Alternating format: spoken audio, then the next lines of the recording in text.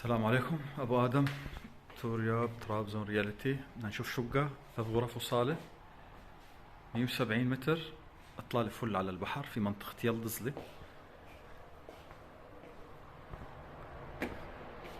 بلكون كبيرة، اطلالة مفتوحة. الطريق العام هون. منطقة يلدزلي بتتميز بالاطلالة المفتوحة تبعها. نحن اعلى دور. الشقة عمرها 2 سنين. صاحبها اخذها من 2 سنين، قاعد فيها 6 شهور.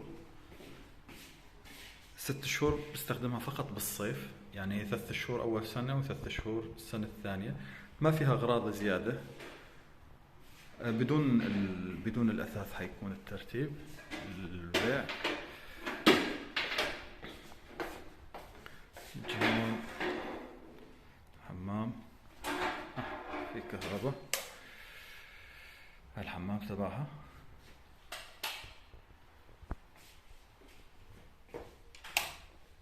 غرفة النوم ومعها بلكون. هاي الغرفة الأولى، طلع على الطبيعة.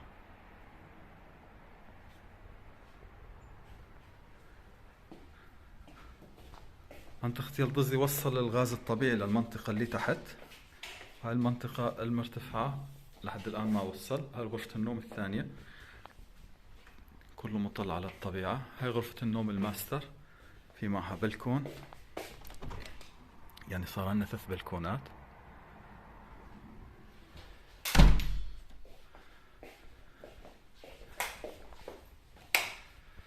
وهاي حمام كامل، كلوز ودوش ومغسلة.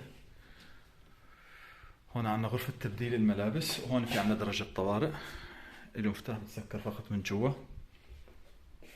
إضاءة مخفية موجودة بالشقة. سبوت لايت موجود. في هون عنا تواليت صغير.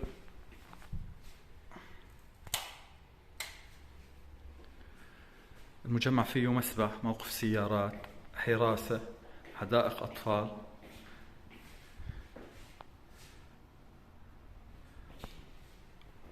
للمطبخ الشباك صاير كامل، بيعطيك إطلالة جميلة بهالشكل.